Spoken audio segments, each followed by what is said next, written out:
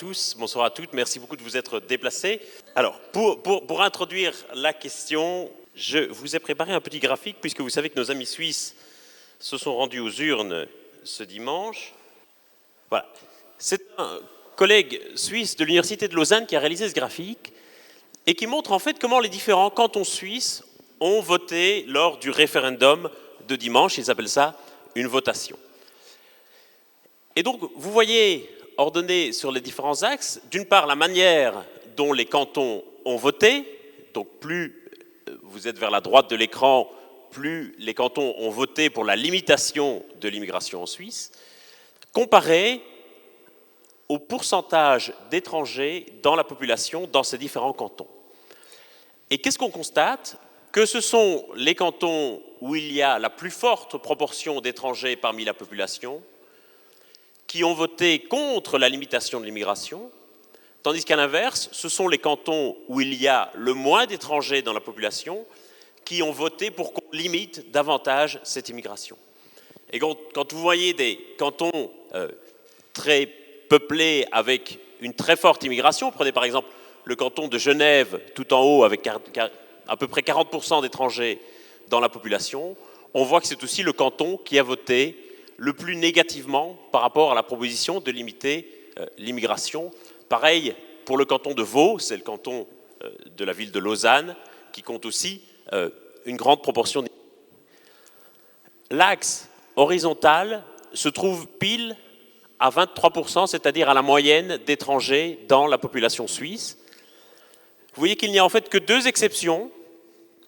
C'est le canton du Jura, qui a voté contre la proposition alors que pourtant ils n'ont que très peu d'étrangers au sein de leur population, et le canton du Tessin,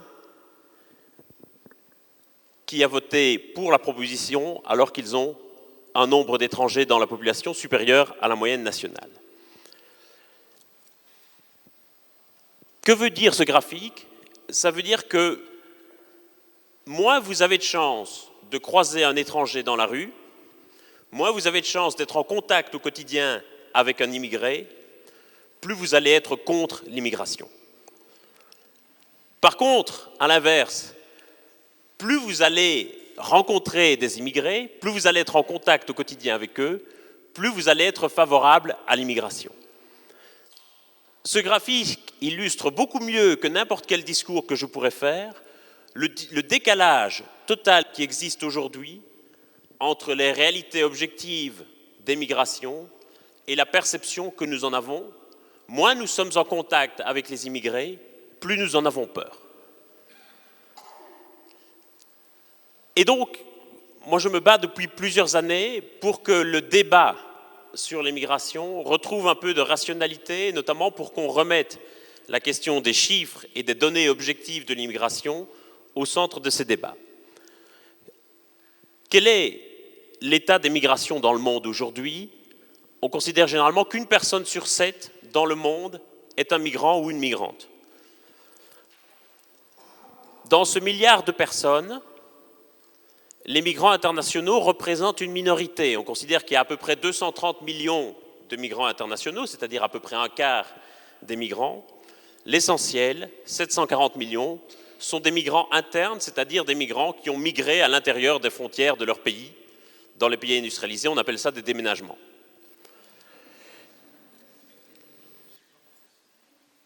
Parmi ces migrations, une petite minorité a été forcée de se déplacer. Un peu moins de 10% de ce milliard de personnes a été contrainte de se déplacer. On a dans le monde aujourd'hui à peu près 16 millions de réfugiés, c'est-à-dire des personnes qui ont fui dans un autre pays à cause de persécutions dont elles étaient l'objet, crainte de persécutions dans leur pays d'origine. On a à peu près un peu plus de 25 millions de déplacés internes, c'est-à-dire des personnes qui ont fui les guerres et les violences à l'intérieur de leur pays, et à peu près 35 millions de personnes qui se sont déplacées suite à des catastrophes naturelles. À ce chiffre s'ajoutent ceux qui sont déplacés par des impacts plus lents du changement climatique ou des dégradations plus lentes de l'environnement. Dans l'immigration dans le monde aujourd'hui, on constate deux tendances structurelles. D'une part, qu'il y a de plus en plus de migrants, que c'est un chiffre qui augmente chaque année, mais que contrairement à ce qu'on s'imagine, c'est un chiffre qui augmente surtout pour l'immigration du Sud vers le Sud. L'essentiel des flux migratoires dans le monde aujourd'hui, et je parle ici uniquement des flux migratoires internationaux, ce ne sont pas des migrations du Sud vers le Nord, ce sont des migrations du Sud vers le Sud ou du Nord vers le Nord. Ça reste très compliqué de passer du Sud au Nord. Du Nord au Sud, c'est un peu plus facile, mais il y en a beaucoup moins. La deuxième tendance structurelle, c'est que, alors que cette mobilité est en croissance, nos politiques migratoires, à l'inverse, sont de plus en plus fermées, de plus en plus injustes et de plus en plus coûteuses. Et donc on a une contradiction qui est évidente quand on regarde ces deux tendances, c'est que d'une part, il y a de plus en plus de gens qui bougent et se déplacent dans le monde, mais qu'ils le font de plus en plus difficilement à cause de politiques migratoires qui ferment la porte sans cesse davantage. Si on regarde les chiffres pour la Belgique, on est autour d'un chiffre d'à peu près 120 000 entrées annuelles, ce qui nous place à peu près au même niveau que des pays de population comparables comme l'Autriche ou les Pays-Bas. Le taux d'étrangers dans la population belge est autour de 10%, ce qui est un chiffre également dans la moyenne européenne. Et il y a à peu près 15% de la population qui est née à l'étranger. Donc ce qu'on appelle souvent les immigrés, ça représente à peu près 15% de la population, même si évidemment les chiffres varient toujours un peu selon qui vous considérez un immigré. Par exemple, est-ce qu'un Belge qui est né au Congo belge et qui rentre en Belgique est considéré comme un immigré ou pas? Selon différentes agences statistiques, vous avez différentes interprétations. Mais il y a une caractéristique fondamentale de l'immigration en Belgique, c'est que c'est avant tout, comme en Suisse, une immigration européenne. À 60-65%, l'immigration en Belgique est une immigration qui provient de l'intérieur de l'Europe. À eux seuls, les Italiens, les Français, les Néerlandais représentent 40% de l'immigration en Belgique. Et évidemment, le débat se focalise non pas sur cette immigration européenne, mais sur l'immigration qu'on appelle visible, c'est-à-dire, pour le dire platement, sur les pays de tradition musulmane. L'immigration en provenance du Maroc en Belgique représente 8% de l'immigration, celle en provenance de Turquie représente 4% de l'immigration en Belgique. Donc c'est la première caractéristique importante de l'immigration en Belgique, c'est cette très forte part de l'immigration européenne dans le total de l'immigration.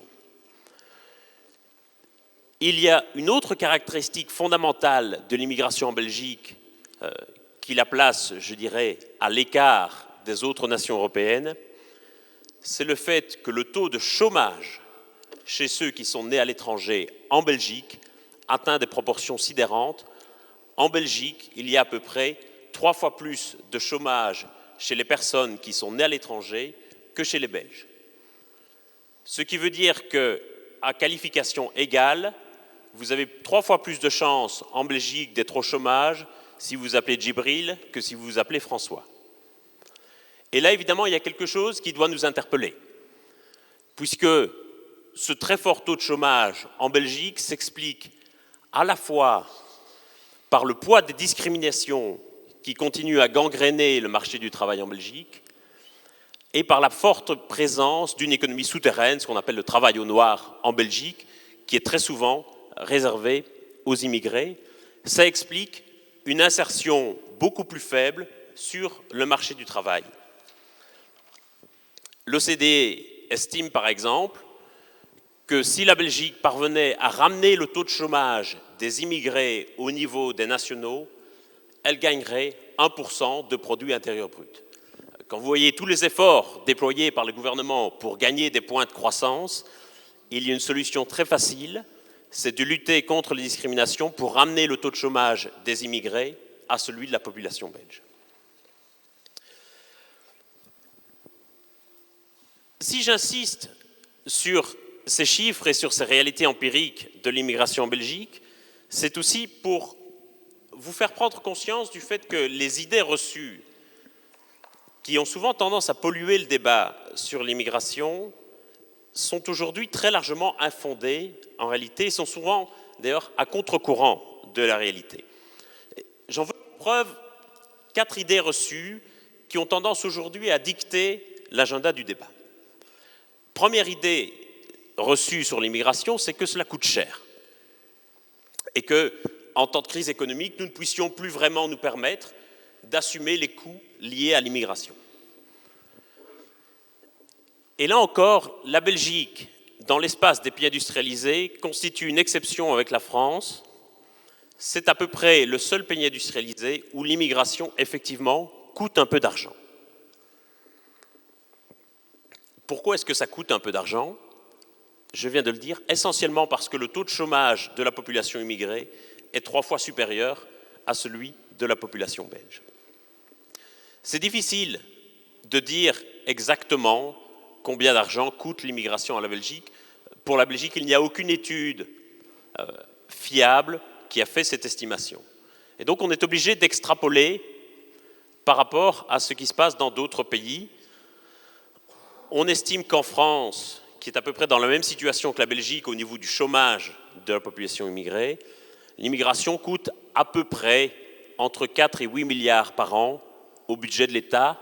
Si on rapporte cela à la Belgique, on peut estimer que le coût de l'immigration se situe autour d'1 à 2 milliards par an au budget de l'État.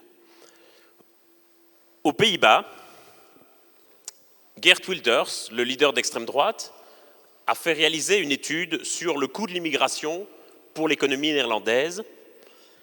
Et même en gonflant les chiffres autant que possible, il est arrivé au résultat très décevant pour lui d'un coût annuel de 7 milliards d'euros.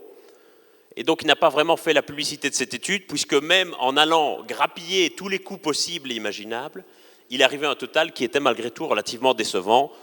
Si on prend l'étude commandée par Geert Wilders et que, disons, on divise le coût par 5, je pense qu'on arrive à un total à peu près raisonnable. Finalement, puisque ce coût est assez faible, je suis toujours frappé du fait que ça reste un argument qui revienne systématiquement dans le débat public. Les immigrés sont au fond une des seules catégories de la population pour laquelle on se tracasse tellement de leurs coûts pour les finances publiques. Il y a plein d'autres catégories de la population qui coûtent très cher. Les enfants, ça coûte cher, les jeunes, ça coûte une fortune. Quel message adressons-nous aux immigrés si on leur dit, et je ne parle même pas des vieux, quel message adressons-nous aux immigrés si on leur dit « Vous n'avez le droit de venir que si vous rapportez de l'argent. Nous allons vous ramener en tant qu'humain à votre valeur économique, à votre impact sur le budget de l'État. » Quel message est-ce que nous envoyons en termes d'intégration si nous disons aux immigrés « Vous pouvez venir à condition que vous rapportiez de l'argent ».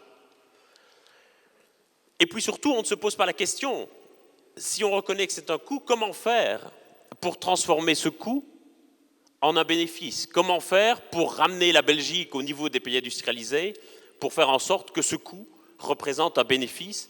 Au Canada et en Nouvelle-Zélande, les bénéfices de l'immigration représentent chaque année plusieurs points du produit intérieur brut. Deuxième idée reçue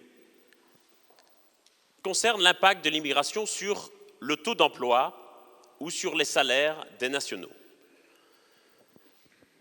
Il y a d'abord cette idée qu'on a déjà maintes fois démontée, cette idée, mais qui reste malgré tout présente, que les immigrés viendraient prendre le boulot des nationaux comme si nous étions dans une économie où les métiers, où les emplois étaient une sorte de gigantesque gâteau dont il faudrait se partager les parts. Nous vivons aujourd'hui dans des économies tertiaires, c'est-à-dire fondées sur les services à la personne, et donc forcément les immigrés, quand ils arrivent, créent aussi de nouveaux besoins, de nouvelles demandes, et créent aussi de nouveaux emplois. Toutes les études, qu'elles soient menées par le CDE, par le gouvernement, par des économistes, concluent à un impact de l'immigration sur le taux d'emploi quasi nul, et un impact généralement légèrement positif sur le niveau des salaires, simplement parce que les immigrés vont souvent occuper les salaires tout en bas de l'échelle économique et vont donc faire remonter les nationaux d'un cran dans l'échelle des salaires. Quand on regarde les emplois qui sont occupés par les immigrés aujourd'hui, on a une répartition à peu près en 3/3. On a 1/3 qui occupe des emplois très peu qualifiés, généralement sous-payés et parfois souterrains, sans aucune protection, qui sont délaissés par les nationaux. Ce sont des emplois de chauffeurs de taxi, des emplois dans les sociétés de sécurité, dans les sociétés de nettoyage, des emplois de concierge, etc. On a 1/3 qui va occuper des emplois très qualifiés pour lesquels le pays manque de qualification. Ce sont des emplois de médecins, des emplois d'infirmiers, des emplois de footballeurs. Tous ces emplois très qualifiés ne sont pas fournis par l'économie du pays d'accueil. Et puis, il y a un 3e tiers qui va occuper, je dirais, les emplois standards de salariés, d'employés, et qui aussi souvent va développer son propre business, va développer ses propres emplois. Beaucoup d'immigrés vont créer leur propre société, vont par exemple développer de l'import et de l'export avec leur pays d'origine, vont développer des sociétés de communication, des agences de voyage avec leur pays d'origine, et donc vont créer un nouveau marché et vont créer leurs propres emplois. Quoi qu'il en soit, si l'on regarde l'impact sur le taux d'emploi des nationaux ou sur les salaires, cet impact est tout à fait marginal, quasi nul, voire légèrement positif. Voilà pour l'aspect économique. Puis il y a une 3e idée reçue qui touche à l'intégration des immigrés, où on va dire les immigrés ne s'intègrent pas. Quand il y avait les Italiens et les Espagnols, ça allait parce qu'ils étaient catholiques. Mais aujourd'hui, depuis qu'on a les Marocains, les Africains, les Turcs, ça pose problème parce qu'ils sont musulmans et parce qu'ils ne parviennent pas à s'intégrer. Une réalité indéniable aujourd'hui, c'est que l'immigration est plus visible dans l'espace public. Pourquoi est-ce plus visible? Parce que nous avons aussi abandonné peu à peu un modèle assimilationniste qui était hérité du modèle français, qui voulait que les immigrés, une fois arrivés, laissent à la porte leur culture, leur langue, leur religion, leur tradition, pour devenir de bons Belges, mangeant des frites et lisant chaque matin les idées royaux bien pensants de Béatrice Delvaux dans Le Soir. Est-ce que, parce que l'immigration est plus visible, est-ce que ça veut dire qu'elle est mal intégrée? Je ne le crois pas. Par contre, ce qui est une réalité, c'est qu'aujourd'hui, elle fait davantage l'objet de discrimination et qu'aujourd'hui, la lutte de l'État contre les discriminations peine à se faire voir, peine à se faire entendre et que fondamentalement, nous n'avons toujours pas réalisé que nous étions dans des sociétés qui étaient devenues multiculturelles et que donc aujourd'hui, il s'agissait aussi pour nous d'embrasser cette diversité comme une richesse, d'embrasser ce modèle multiculturel. J'en termine avec la 4e idée reçue, puisqu'il me reste 3 minutes. Cette 4e idée reçue, c'est celle qu'a exprimée Caroline Intran quand elle a cité cette phrase dégueulasse de Michel Rocard. On ne peut pas accueillir toute la misère du monde, mais nous devons en prendre notre juste part. D'abord, il faut dire que la 2e partie de la phrase, ce n'est pas lui qui l'a dite, mais son adversaire de droite lors d'un débat à la télévision. Et que même si on peut avoir aujourd'hui de la sympathie pour Michel Rocard, parce que c'est un vieux monsieur, une vieille figure de la gauche, cette phrase était dégueulasse. D'abord parce que les immigrés, ce n'est pas la misère du monde. Les immigrés qui viennent en Europe sont des immigrés qui ont généralement investi beaucoup de leur argent dans leurs projets migratoires. Ça coûte extrêmement cher de se payer le voyage jusqu'en Europe, ça coûte plusieurs milliers d'euros, c'est un investissement pour lequel on a économisé pendant plusieurs années, et donc ce n'est pas la misère du monde. La misère du monde, elle reste dans le pays d'origine, elle ne peut pas migrer. C'est une phrase qui est si absurde parce qu'elle touche à l'idée que les immigrés puissent venir pour bénéficier des aides sociales, pour bénéficier des politiques d'accueil mises en place par le pays. Ces politiques d'aide aux immigrés, ces politiques d'accueil des immigrés n'ont aucun impact sur les flux migratoires. Les politiques aujourd'hui vivent encore largement dans un fantasme qui est que les politiques migratoires peuvent contrôler l'immigration, peuvent réguler les flux migratoires, Les flux migratoires aujourd'hui dépendent de variables structurelles qui dépassent très largement la capacité d'action d'un pays en matière de politique migratoire. Les politiques migratoires que l'on a mis en place en Europe n'ont pas eu du tout pour effet de ralentir l'immigration en Europe, simplement elles l'ont rendue plus dangereuse, plus précaire, moins légale. Et aujourd'hui, au final, nous avons des politiques migratoires qui ne sont plus adaptées du tout aux réalités contemporaines de l'immigration, parce que fondamentalement, elles méconnaissent la réalité de l'immigration en tant qu'évolution structurelle du monde, rapports politiques par nature sont impuissants. Et donc, ces politiques de fermeture des frontières, quelles ont été leurs conséquences? Elles ont créé du chômage, elles ont créé de la criminalité, elles ont créé des sans-papiers, et surtout, elles ont créé des drames, et notamment des drames en mer, puisque Caroline Intran l'a rappelé, le chiffre des décès se monte à plus de 20 000, notamment en Méditerranée, depuis une vingtaine d'années. Vous y penserez la prochaine fois que vous irez faire trempette à Cannes. Et donc, au final, est-ce qu'il existe une alternative à l'Europe forteresse? Il doit forcément exister une alternative. Cette alternative, c'est celle de politiques migratoires qui reconnaissent la légitimité de la migration, reconnaissent que tout projet migratoire, par nature, est légitime. Or, nous avons capitulé, y compris la gauche, depuis le milieu des années 80, a capitulé en reconnaissant que l'immigration en soi était un problème, et il faut stigmatiser Laurent Fabius, qui, dans le milieu des années 80, a commencé à dire « le FN apporte de fausses réponses à de vrais problèmes ». Dès l'instant où on reconnaît qu'il y a là un vrai problème, on a perdu par rapport à l'extrême droite. Et donc, dès l'instant où on reconnaît que l'immigration est un problème, on a perdu. Et aujourd'hui, le débat politique, il est encore largement ancré dans cette idée que l'immigration, c'est un problème qu'il faut résoudre.